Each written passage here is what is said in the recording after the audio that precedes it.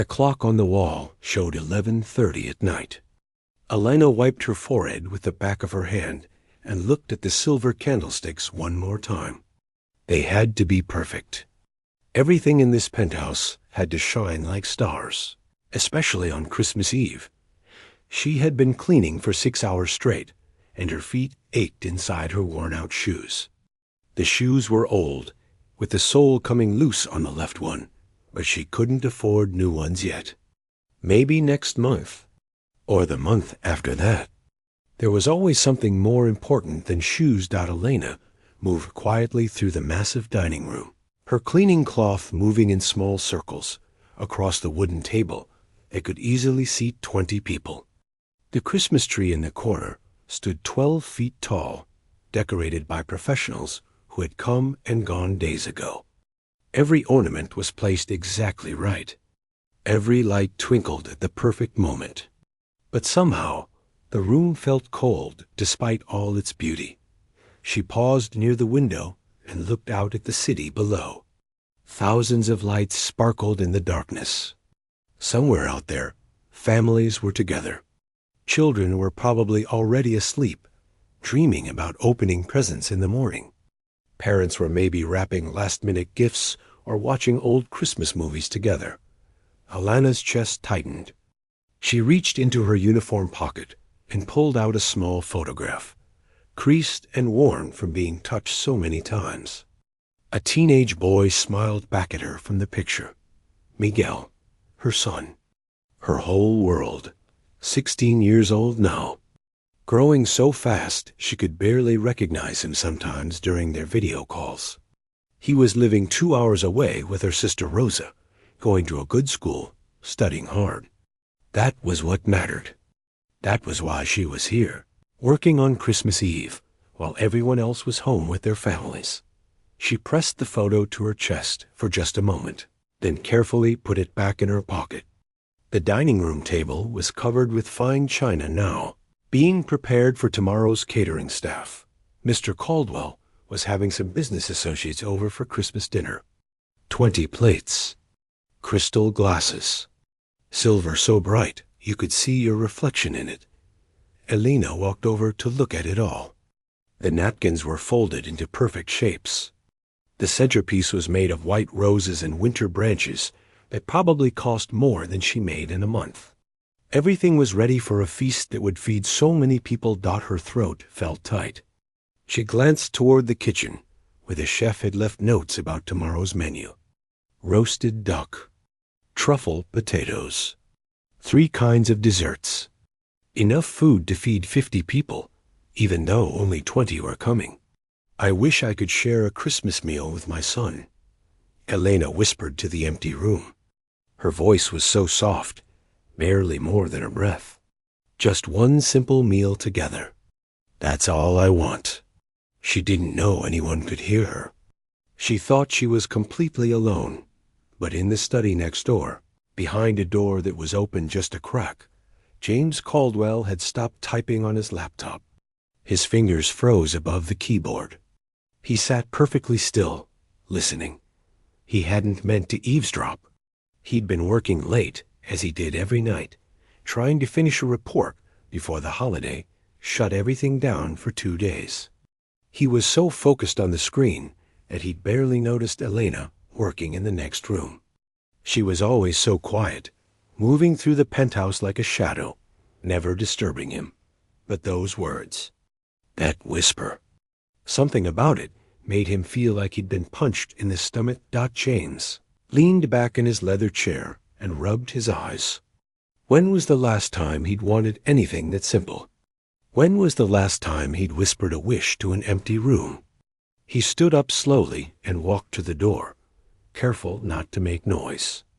Through the gap, he could see Elena standing by the dining table, her shoulders slightly hunched, her hand touching her pocket.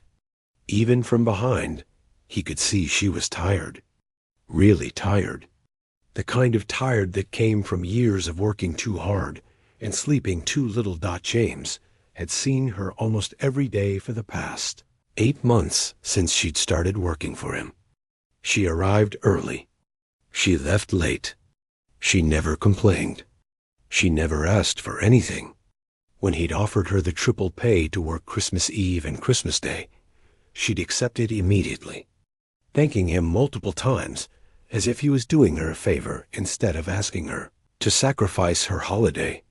He'd never really thought about it before, never wondered where she went when she left his penthouse, never asked if she had family, never considered that someone like her might have a whole life outside these walls, full of people she loved and missed. Alina moved away from the table now, picking up her cleaning supplies.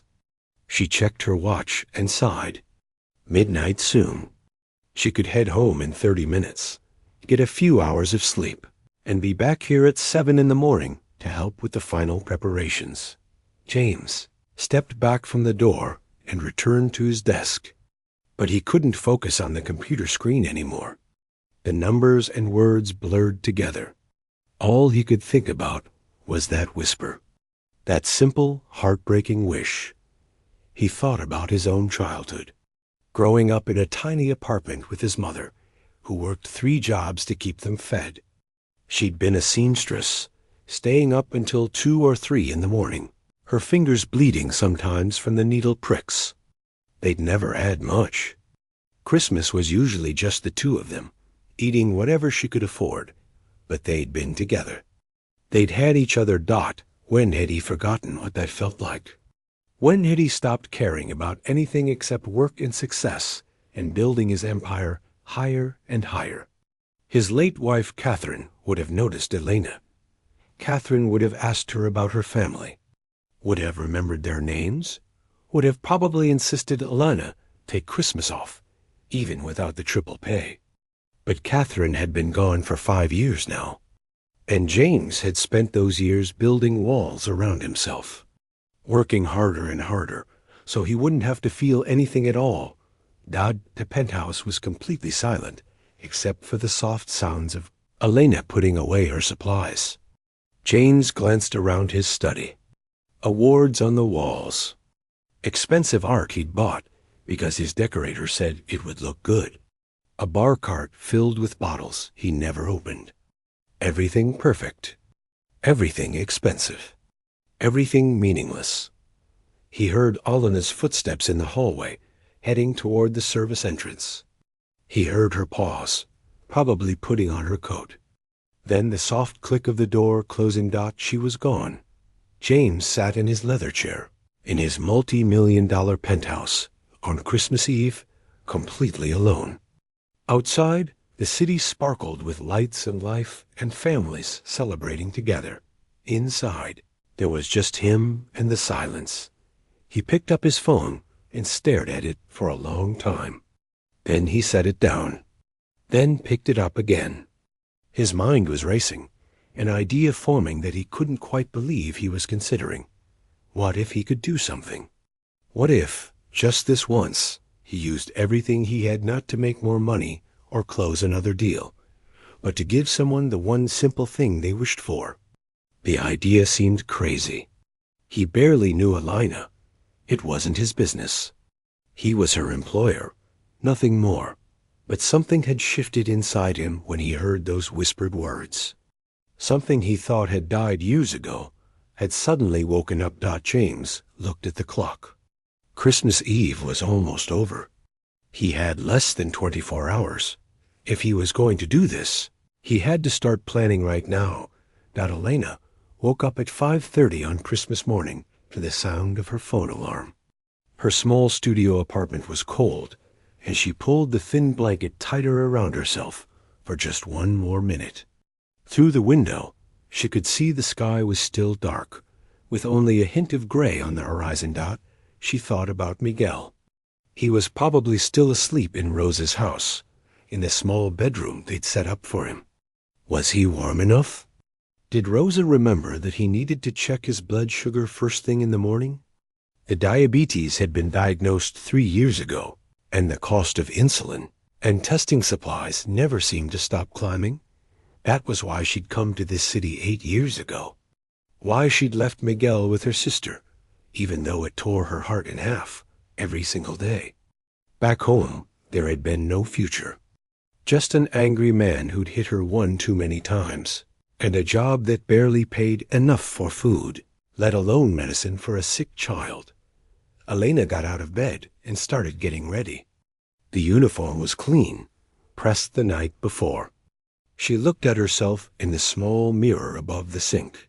42 years old, but some days she felt like 70. The lines around her eyes seemed deeper lately. Her hands were rough from all the cleaning chemicals. She picked up her phone and almost called Miguel, but it was too early. He needed his sleep. They'd talk later, maybe during her break if Mr. Caldwell's guests didn't arrive too early. On the small table by the window, there was a Christmas decoration Miguel had made for her years ago, back when he was 7.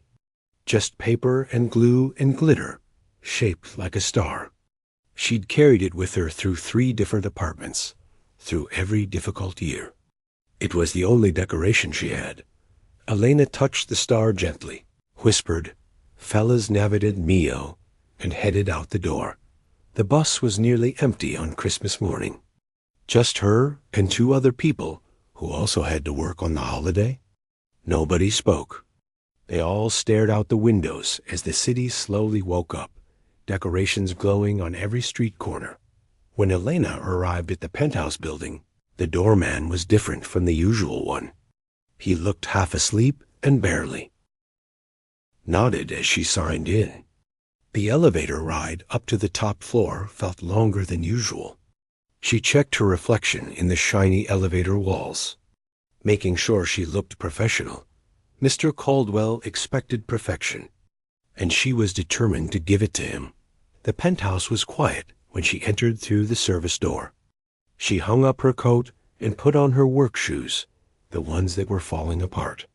Then she headed to the kitchen to start preparing for the caterers who would arrive at 9. What Elena didn't know was that James hadn't slept at all. He'd spent the entire night in his study, making phone calls despite the hour, sending emails, making arrangements. His mind was racing with the plan forming in his head. It was crazy. It was probably inappropriate. But he couldn't stop thinking about Elena's whispered wish dot at 6 in the morning. He'd finally dozed off in his chair, his phone still in his hand. When he woke up an hour later, his neck was stiff and his back ached. He stood up slowly, hearing sounds from the kitchen. Elena was here, working on Christmas morning, just like she'd promised. James walked quietly down the hallway and stopped before entering the kitchen. He watched her through the doorway. She was checking the inventory list, counting plates, making sure everything was ready. Her movements were efficient, practiced. She'd done this 1,000 times before, but then he saw her pause. She pulled out that photograph from her pocket again and stared at it for a long moment. Her eyes were sad, so deeply sad that James felt it in his own chest. Elena didn't cry, though. She took a deep breath, put the photo away, and went back to work. James retreated to his study before she could see him. He sat down at his desk and looked at the photo on his credenza. Catherine, his wife, taken 11 years ago on their anniversary trip to Italy.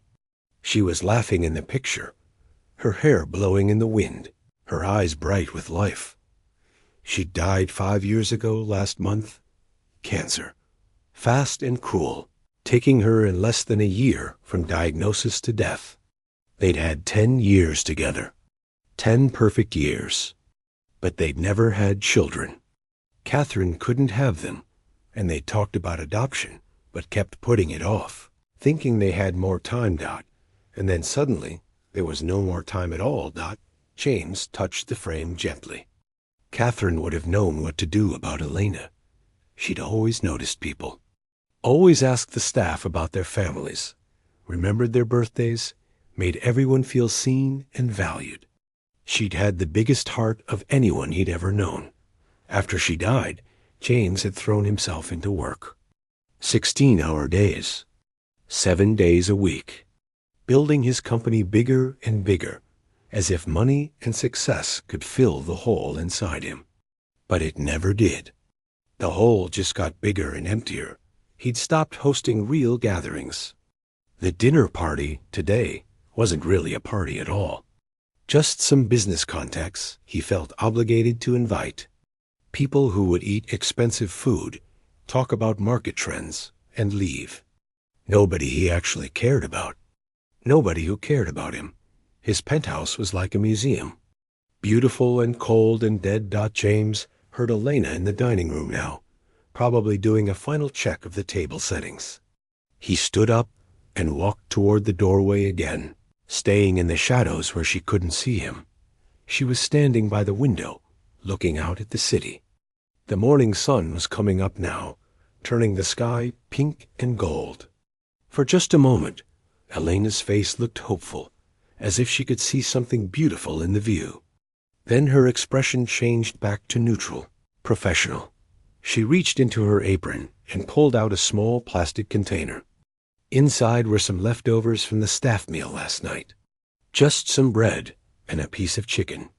She'd wrapped it carefully, probably planning to eat it later to save money on lunch. James's throat tightened. How much was he paying her? He tried to remember. Probably not enough if she was saving leftover bread. He paid more attention to stock prices than to the people who actually kept his life running. Elena turned suddenly, as if sensing someone watching. James stepped back quickly, but not before their eyes met for just a second. She looked startled. "Mr. Caldwell," she said, her voice uncertain. "I'm sorry. I didn't know you were awake. Do you need something?" "No," James said, stepping into the room. "I just couldn't sleep." "The caterers will be here soon," Elena said, smoothing her uniform nervously. "Everything is ready for your guests." James nodded. He wanted to say something, but what? "Your whispered wish last night changed something in me? I spent all night trying to figure out how to give you what you want. It all sounded insane." "Elena," he said finally, "how long has it been since you've seen your son?" She looked shocked. Her eyes went wide. My son? You mentioned him once," James lied. He couldn't tell her he'd been eavesdropping. "A few weeks ago. On the phone." Elena's face softened immediately. "Miguel, he's 16 now. I haven't seen him in 3 months. He lives with my sister upstate. It's better for him there. Better schools. Safer." "That must be difficult," James said quietly. "It's what's best for him," Elena said, her voice firm. But her eyes told a different story. They told a story of a mother who was breaking apart a little more every day, sacrificing everything for her child's future. James nodded slowly. "The guests today. I'm going to need to cancel." Elena's face went pale. "Cancel? Did I do something wrong?" "I can fix." No, James interrupted. "You did nothing wrong. I've changed my mind about the gathering. I'll need your help with something else instead. Something different." Elena looked confused, but nodded. "Of course, Mr. Caldwell. Whatever you need." "I need you to make a phone call," James said. "I need you to invite one person to dinner here tonight. Someone important to you." Elena stared at him like he'd lost his mind. Maybe he had. "I don't understand," she whispered. "You will," James said. And for the first time in 5 years, he actually smiled. Elena stood in the middle of the dining room, her phone in her hand, staring at Mr. Caldwell like he'd just spoken in a foreign language. "You want me to invite someone to dinner?" She repeated slowly. "Here? Tonight?" "Yes," James said, trying to sound casual, even though his heart was pounding. "Just one person. Anyone you'd like. But the business dinner. Your guests. The caterers are coming in an hour. I've already canceled everything," James interrupted. He'd been making calls since 7 in the morning. The caterers had been surprised, but professional. The business contacts had been irritated, But he didn't care. I'm having a different kind of dinner tonight. Smaller, more personal. And I'd like you to join me, along with one guest of your choosing. Elena looked like she might faint. Her face had gone pale, and she gripped the back of a dining chair for support. Mr. Caldwell, I don't understand. I'm the help. I don't? I can't. The dinner is at 7 o'clock, James continued, his voice gentle but firm. I'll pay you for the full day at the holiday rate, plus a bonus. But I need you to make that phone call now. Someone who lives within a few hours of the city, preferably. Someone who could be here by this evening.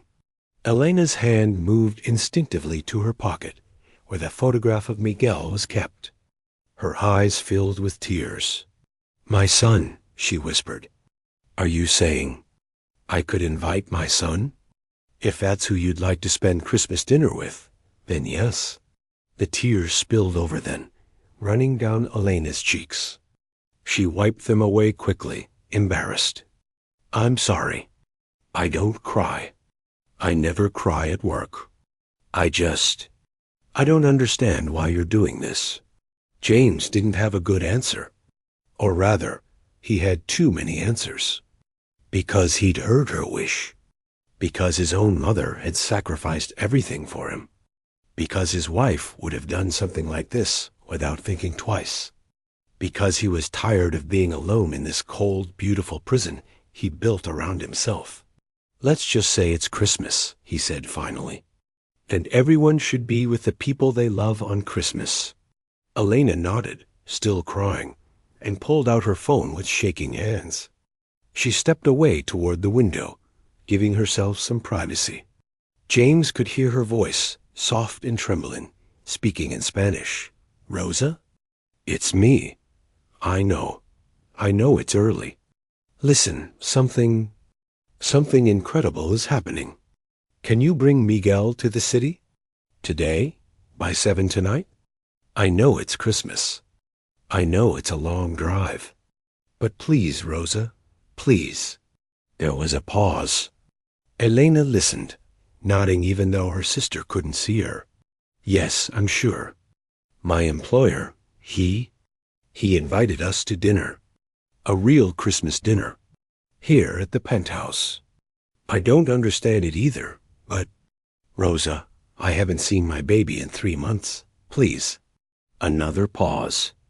Then Elena's whole body seemed to relax. Thank you. Thank you so much. Tell Miguel I love him.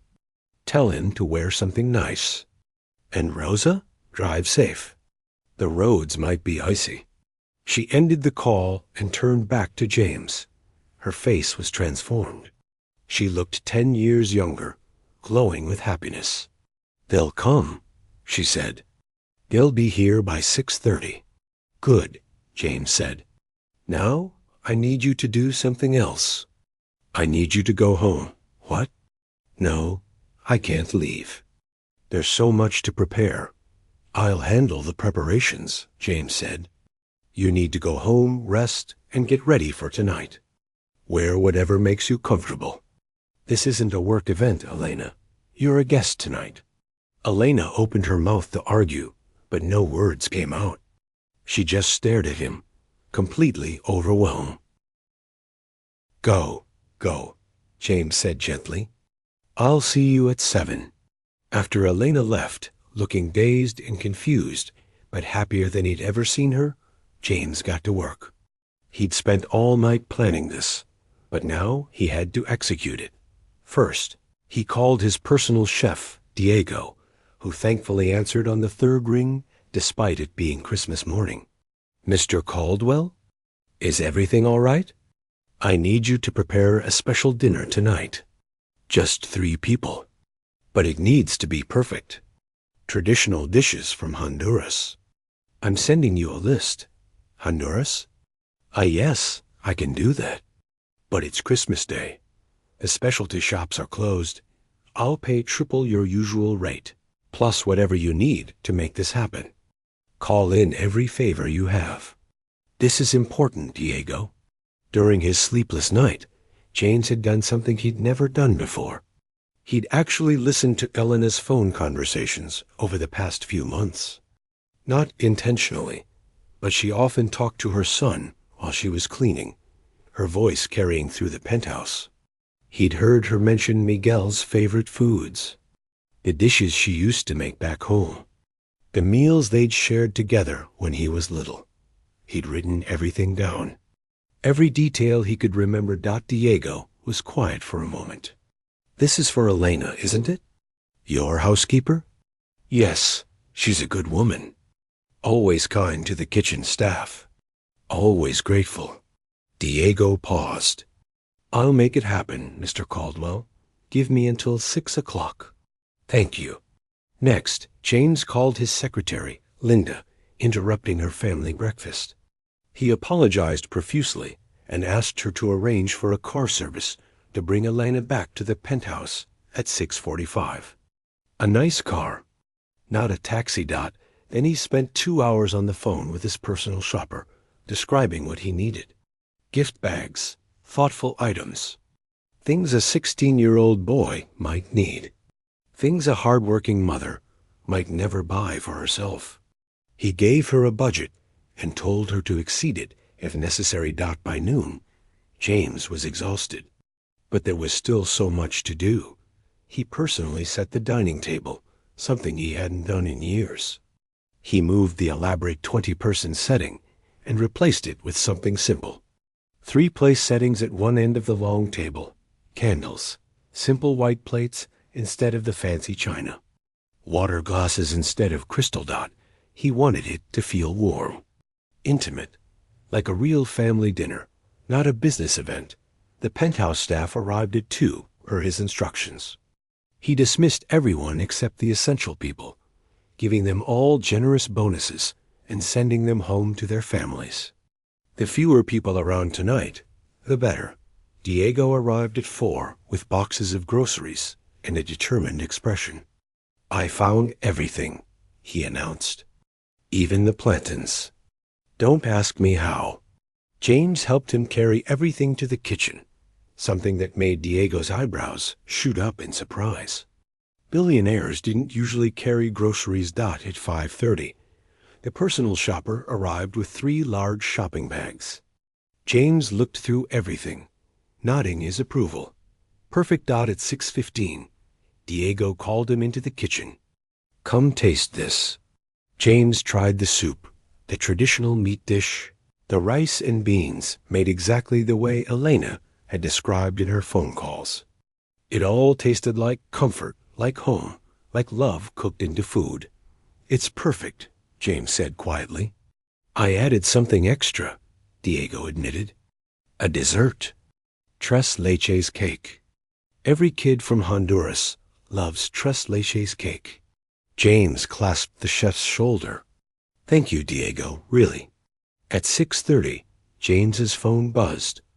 The car service confirming they'd picked up Elena and were heading back.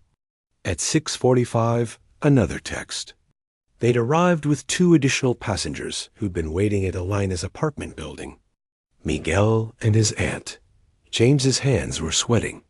He couldn't remember the last time he'd been this nervous. What if this was too much? What if Elena felt uncomfortable? What if he'd crossed some line he didn't even know existed? But it was too late to back out now. He heard the elevator, then voices in the entryway. Elena's voice, speaking Spanish rapidly. A younger male voice responding. Another woman laughing. James smoothed his sweater and walked toward the foyer. He dressed down for the occasion, just jeans and a casual sweater. He wanted this to feel relaxed. Elena came around the corner first, and she'd clearly gone home and changed. She wore a simple blue dress and had put on makeup. She looked beautiful, but more importantly, she looked happy. Radiantly, impossibly happy.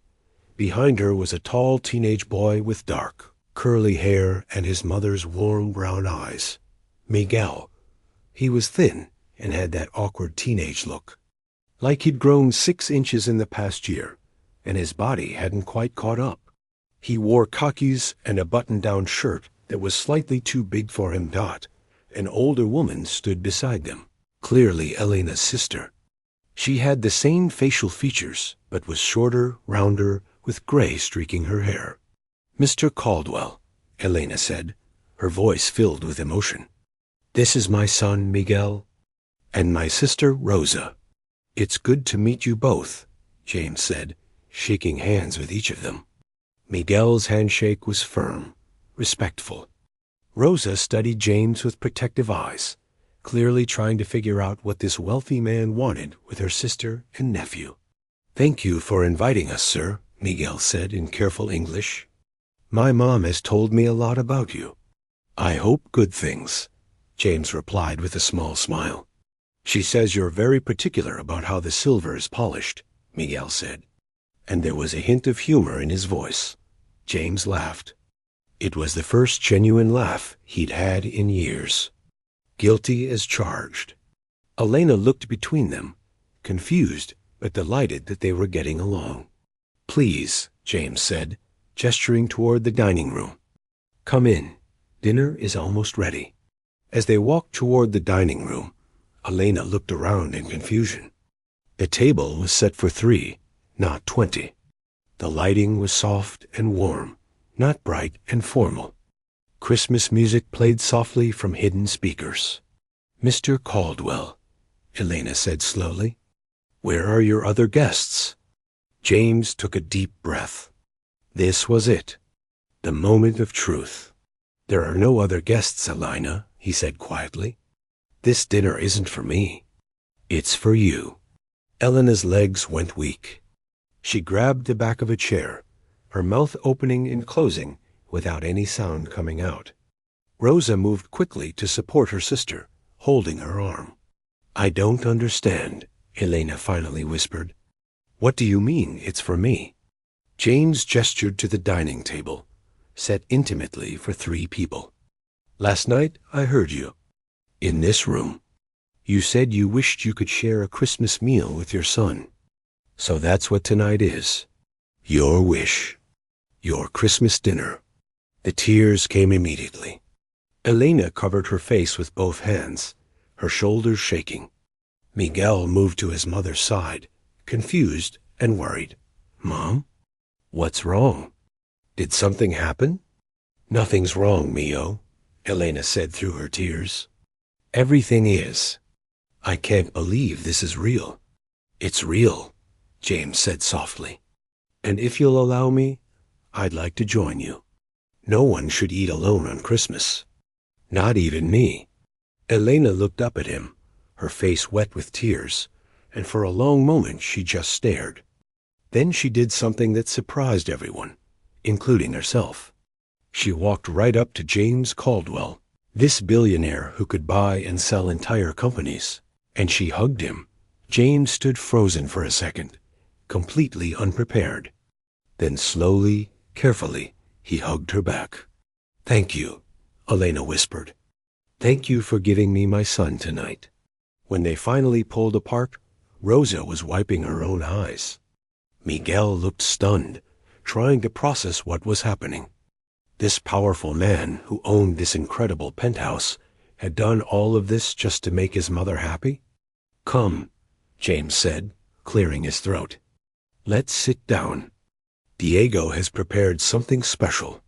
They moved to the table, and James directed them to their seats.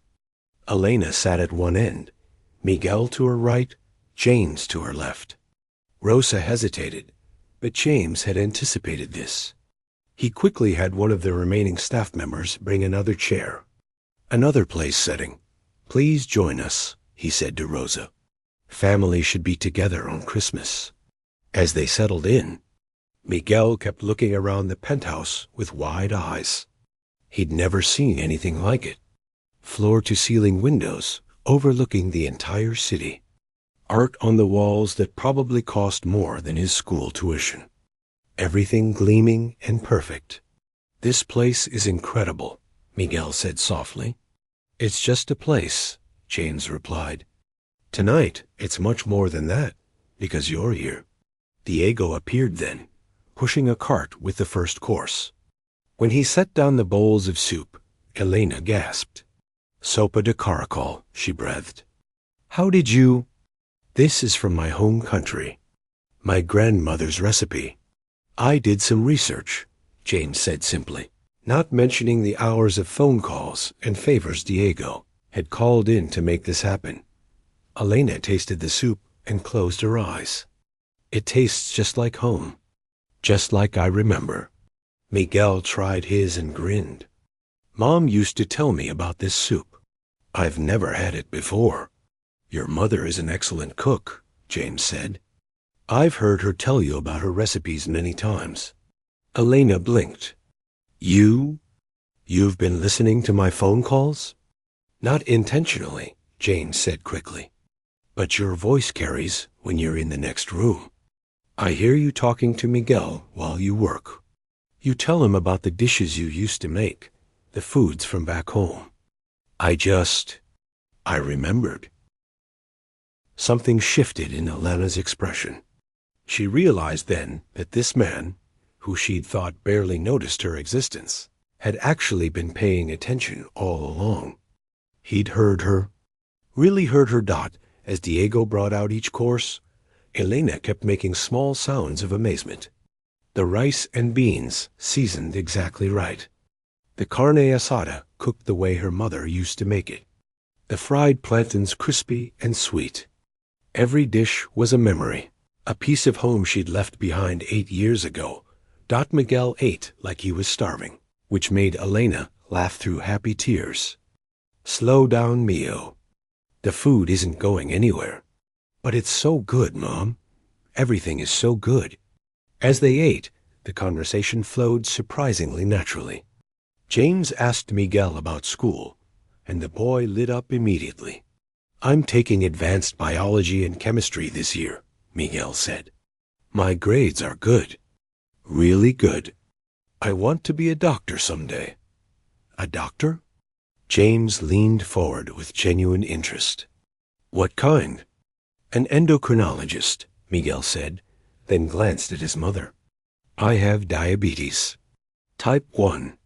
Got diagnosed when I was 13. The doctors who helped me, they were amazing. They taught me how to manage it, how to live normally.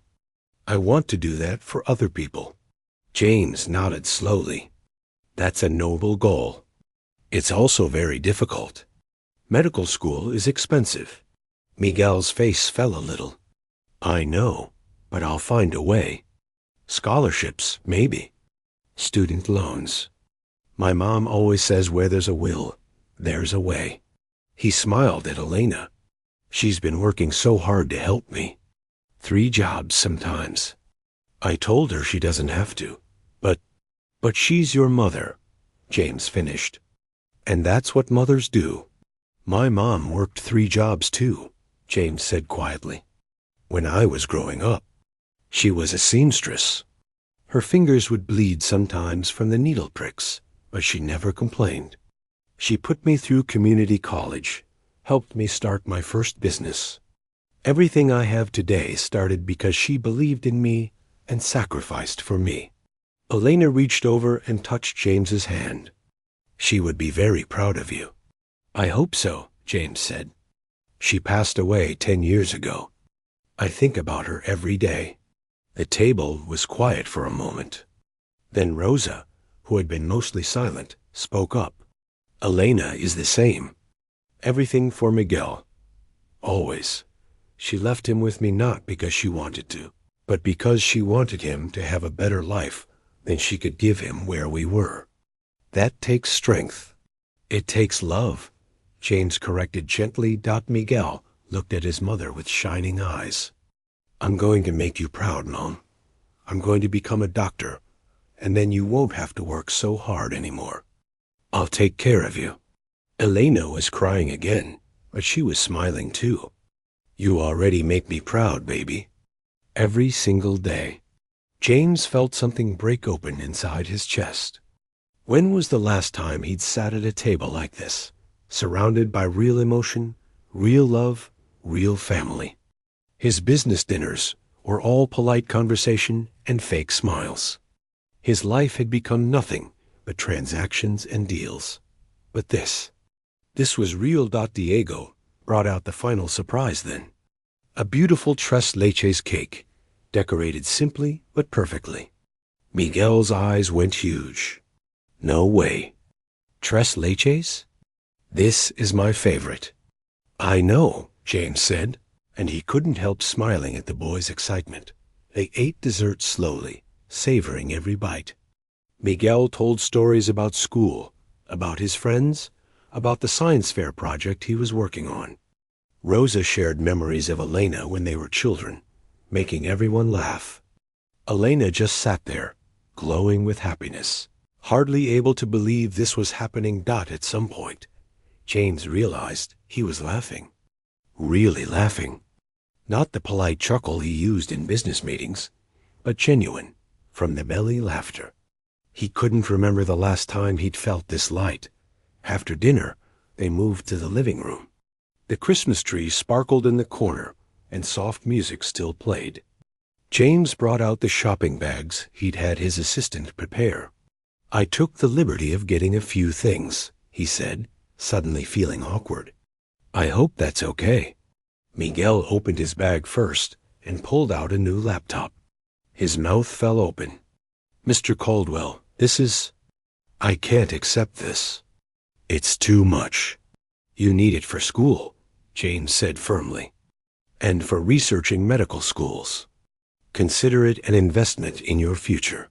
There were other things, too. A year's supply of diabetic testing strips and insulin. New clothes. Books about medicine and science. Miguel looked like he might cry. Elena's bag had practical things, too. A warm winter coat. Good shoes that wouldn't fall apart. But also some luxuries. Nice soaps and lotions. A beautiful scarf. A gift card to a grocery store. Things she would never buy for herself. Mr. Caldwell, this is too generous, Elena protested. We can't possibly. You can, James interrupted. And you will, please. Let me do this. Rosa received a bag, too, full of gifts and a generous check for taking care of Miguel all these years. She held it and shook her head in disbelief. As the evening drew to a close, they all stood by the windows, looking out at the city. The lights below twinkled like stars. Somewhere out there, other families were celebrating. Other people were making memories. And here, in this penthouse that had felt so cold and empty for so long, 3 strangers had become something more. Not quite family, but not strangers anymore either. Mr. Caldwell, Miguel said suddenly, can I ask you something? Of course. Why did you do all this, really? James looked at Elena, at her kind face and tired eyes, and the strength that radiated from her despite everything she'd been through. Then he looked at Miguel, this bright, determined boy who wanted to help people despite his own struggles. Because your mother whispered a wish, James said simply, and I realized I had the power to make it come true. And for the first time in a very long time, it felt like the most important thing I could possibly do. Elena squeezed his hand. No words were needed. Outside, snow began to fall, soft and gentle, covering the city in white. Inside, the Christmas tree lights twinkled, and for one perfect evening, no one was alone. The car service took Rosa and Miguel home around 10 that night. Elena hugged her son so tight, he laughed and said he couldn't breathe.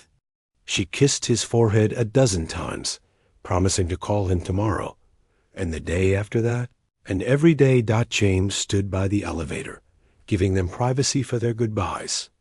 But as they were about to leave, Miguel walked over to him and stuck out his hand.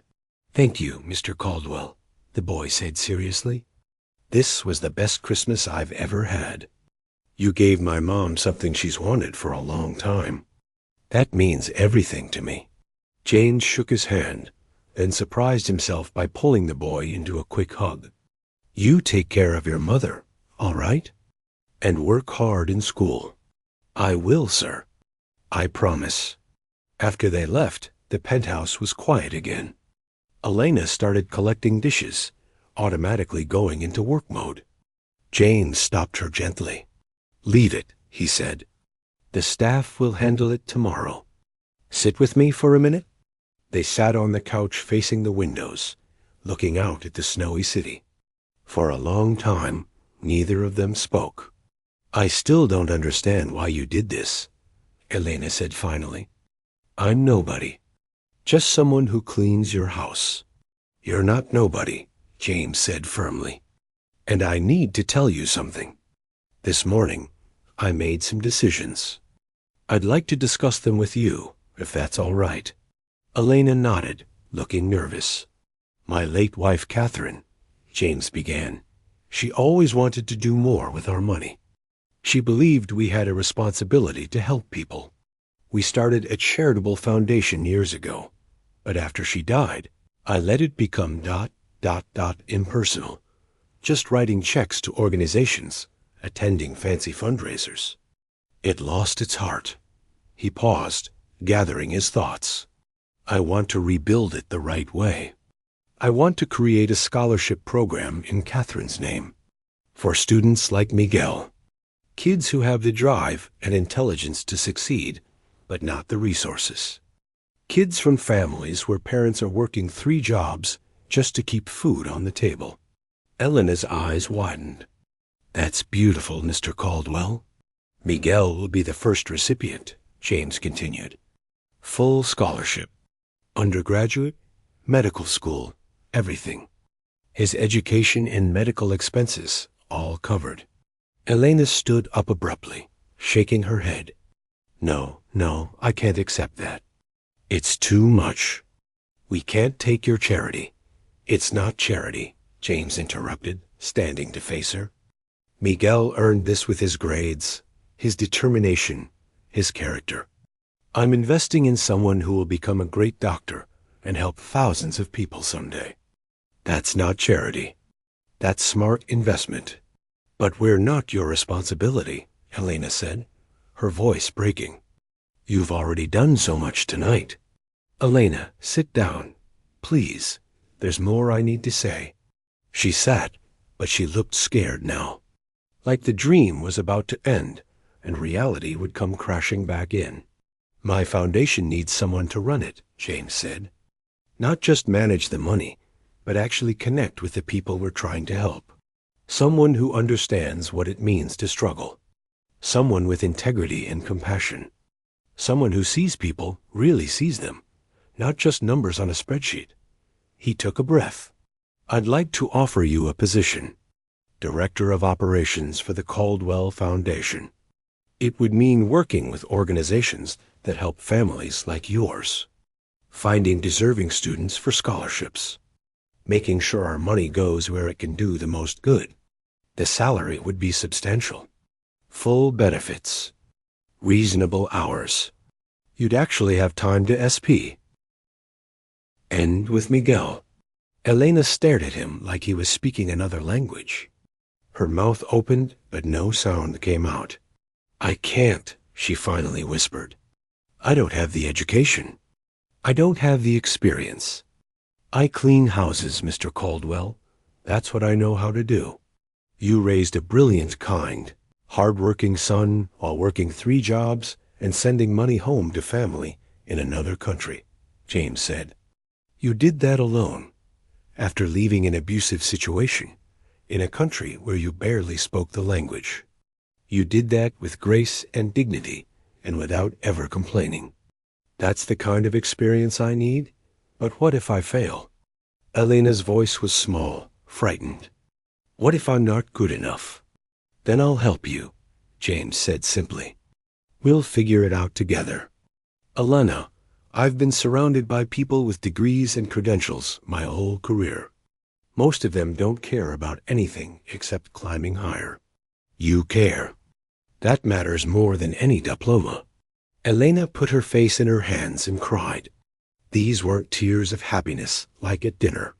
These were deeper, harder tears. Years of exhaustion and sacrifice, and fear finally breaking through. James sat beside her and waited. He didn't try to stop her tears or tell her everything would be okay. He just sat there, letting her release everything she'd been holding inside for so long. When she finally looked up, her face was swollen but determined. "I'll try," she said. "I don't know if I can do it, but I'll try. For Miguel. For my family. For yourself too," James added gently. "You deserve this, Elena. You deserve to be valued for who you are, not just how well you can polish silver." She laughed through her tears at that dot 3 months later. Elena stood in her new apartment and couldn't quite believe it was real. 2 bedrooms, so Miguel could stay with her on weekends and school breaks. A real kitchen. Windows that let in sunlight. It wasn't fancy like Mr. Caldwell's penthouse, but it was hers. Well, the foundation had helped her with the deposit and first few months of rent, but she was paying most of it herself now. From her real salary at her real job, the job was harder than she'd expected. There was so much to learn. Budgets and grant proposals and nonprofit regulations. But James was patient, teaching her everything she needed to know. And slowly, she was finding her rhythm. She'd visited 3 different community centers last month, talking to families, understanding their needs. She'd helped select 5 students for scholarships, reading their essays with tears in her eyes, remembering when Miguel had written similar words about his dreams. Miguel came to visit every other weekend now. His diabetes was under control. His grades were even better than before. He'd started talking about which colleges had the best pre-med programs. He still couldn't quite believe his education was paid for, that he didn't have to worry about how much medical school would cost. James came over sometimes too, usually on Sunday mornings, bringing coffee and pastries. They'd sit at Alana's small kitchen table and talk about foundation business, about Miguel's progress, about everything and nothing. He'd become a friend, a real friend, the kind who knew how you took your coffee and remembered the things you cared about, the loneliness that had haunted his eyes that Christmas Eve was fading. Elena had noticed it gradually disappearing, replaced by something lighter. He smiled more now, laughed easier. He'd even started dating again, though nothing serious yet. But he was living again, not just existing. Christmas Eve came around again, almost a full year after that magical dinner. Elena, Miguel, and James stood together in a community kitchen, serving meals to homeless families. It had been James's idea, and Elena had loved it immediately. Giving back felt right.